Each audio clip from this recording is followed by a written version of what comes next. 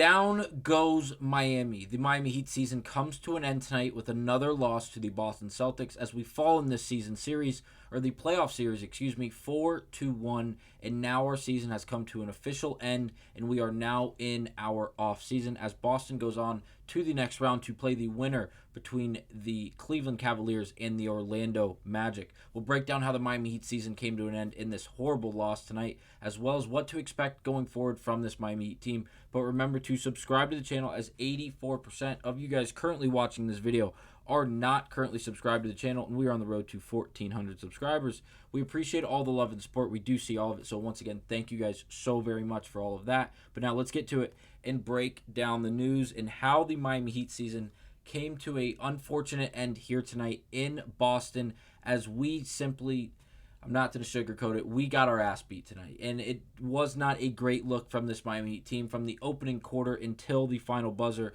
The Boston Celtics were simply the better team on the basketball floor tonight. Obviously, they win the series 4-1, but once again, the Miami Heat put up no more than 90 points in a game tonight, 84. The third consecutive game we've scored in the mid to high 80s against the Celtic team, and that we know is obviously just simply not going to get the job done, as we lose 118-84 in Boston to end these playoff series, the first round playoff series, obviously. But like I said earlier, from the opening tip, we just simply were outmatched. At least that's the way it appeared. We were outscored 41-23 after the end of that first quarter here in Boston.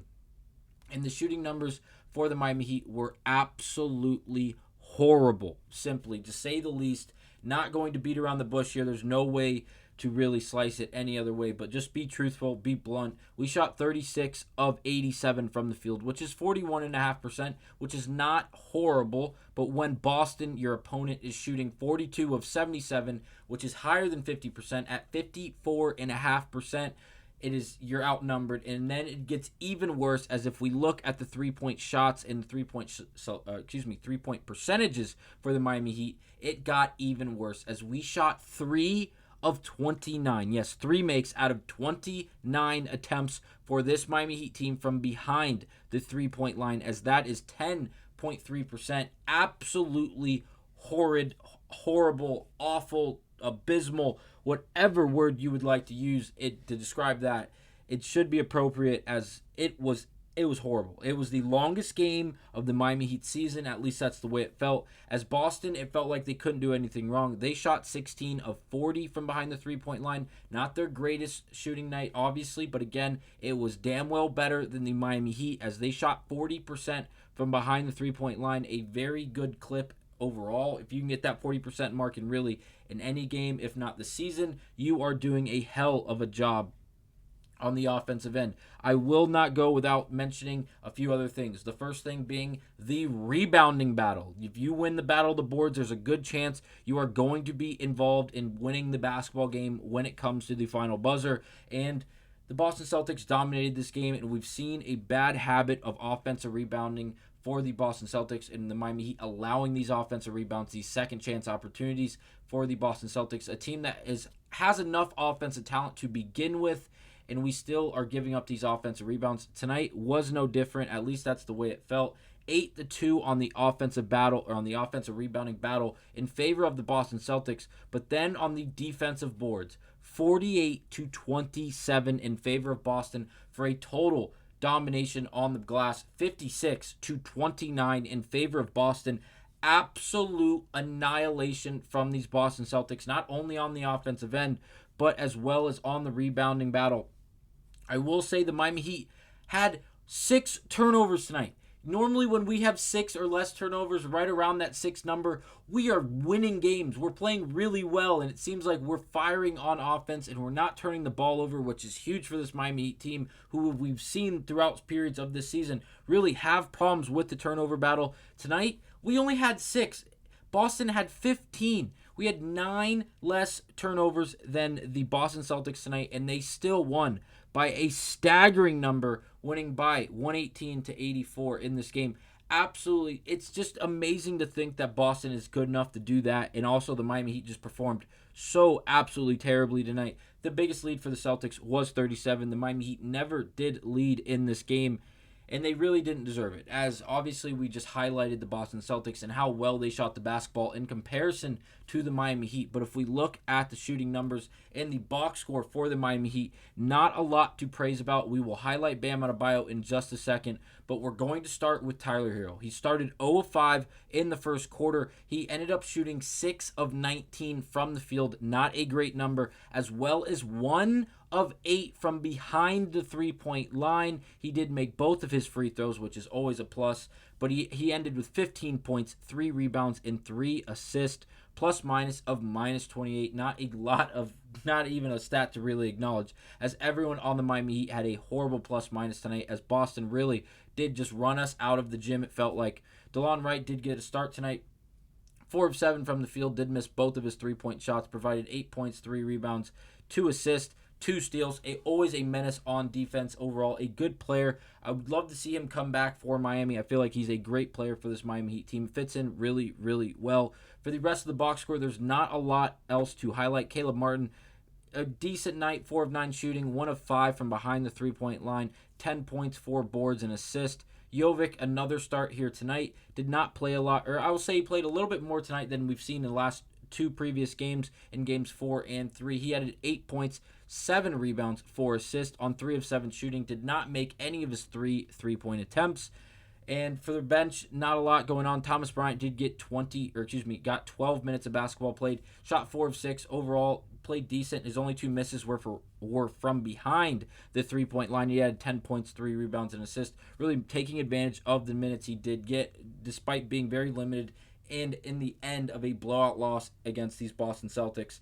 Hayward Highsmith, Duncan Robinson, Kevin Love did play incremental minutes, did not do a lot on the score sheet, as well as Patty Mills, who did shoot 1 of 3 and provided 2 points for this Miami Heat team. But for Bam Adebayo, the best player on the Miami Heat tonight, the best player for the Miami Heat this series without a doubt, 23 points, 6 assists, 5 rebounds. He did have 2 steals. He also shot 10 of 26 from the field, which is not great, obviously, on paper at first glance. He shot 33% from behind the three-point line, going 1 of 3, including 2 of 2 from from the free throw line. Bam Adebayo did start this game, especially in that first half, as really the only productive player for the Miami Heat. Really just dominating in the sense that whenever he touched the ball, it seemed like we had a good chance to score. If anyone else touched the basketball, it felt like nothing good was going to happen for this Miami Heat team, at least productively on the offensive end. Bam ended with 21 or 2 points, I believe, in the first half of basketball, shooting 53%. Phenomenal numbers, but he came out in that second half. Boston made the only adjustment they had to make against this Miami Heat team, as again, Bam Adebayo was the only liable threat from this Miami Heat team really all night long, especially in that first half. And in that second half, he shot 1 of 9 from the field. Boston just came out, and despite not having Kristaps Porzingis, Al Horford, Cornette, and Hauser and all these other guys, these great role players, just did such a great job in a collective team effort at limiting really the only offensive threat that Miami Heat had tonight in Bam Adebayo. So again, we have to highlight Bam in the sense, where do we go? Here we go. Here are averages for the series: 22.5 points, 4 assists, 9.5 rebounds, 7 of them being defensive. He shot 71% from the free throw line, 53% true shot percentage, while shooting 20% from 3. He's not a big 3-point shooter. Yes, we know that. But again, on 50% shooting from the field, a great performance from Bam Adebayo, really as the leader, as we only did have one really good performance from Tyler Hero really all series, and that was in our win that was game 2. On game 3 where we were battling, that was game 2 when he had 28 and 14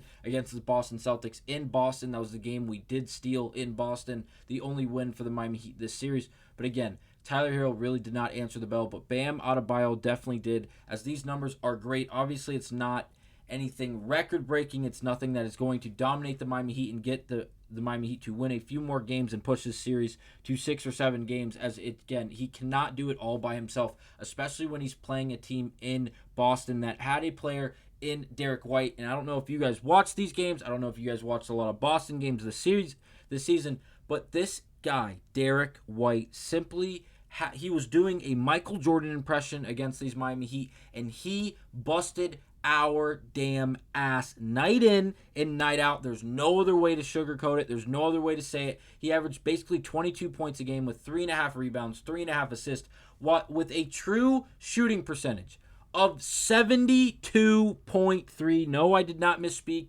No, it is not a typo.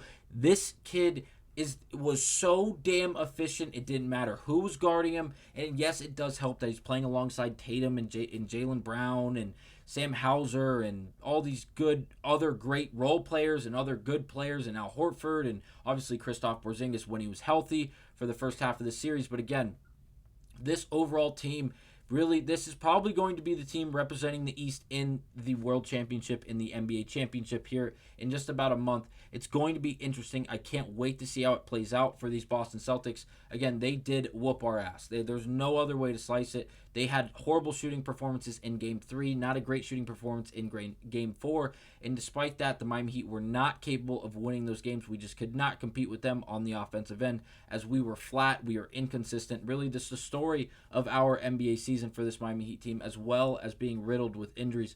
Going forward for this Miami Heat team, it's going to be interesting. Obviously, our offseason has now started. The draft is going to quickly approach. I know it's a ways away, but again, we're going to blink. We're going to go to bed 2 nights, and it's going to feel like draft night. And the Miami Heat may be in a position to do something on draft night. Maybe we move a player, obviously going past draft night. We're going to have to reconstruct this team. We know the offense is not very good. At least it has the capabilities, yes, we know. And on paper, it's great. But when we're on the floor and everyone's together, it doesn't seem like, despite the lack of really sample size that we have with everyone being healthy and present on the floor, especially from this season, just going to be hard to think of a way that this Miami Heat team comes back as currently assembled and then present themselves in a much better facet. I don't think time is really going to be the thing that helps us here, despite with the injuries, obviously. But again, can't wait to see what Spoelstra, Pat Riley, and the rest of this Miami Heat organization feel like they have to do going forward and what moves they actually go and make.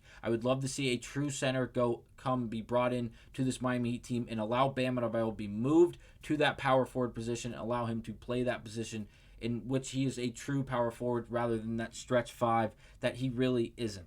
So again, we have a lot to break down on this on the episodes coming up on Heat Digest, as there's going to be a lot of speculation, there's going to be a lot of trade rumors, and I hope the Miami Heat are involved in all of them, because it would make for a great offseason and hopefully a productive one that results in a better Miami Heat team next season. But again, that will be it. That will be the last review of this season for this Miami Heat team from Heat Digest. But don't worry, we will be covering everything, every bit of news, every tidbit about the Miami Heat that comes out from now until Game 1 of 82 next season. But I can't wait till that moment, and I can't wait till the next episode of Heat Digest. Thank you guys for watching. It was a pleasure covering these games for you guys this season, and I can't wait to keep it going. Thanks for watching. I'll see you on the next one.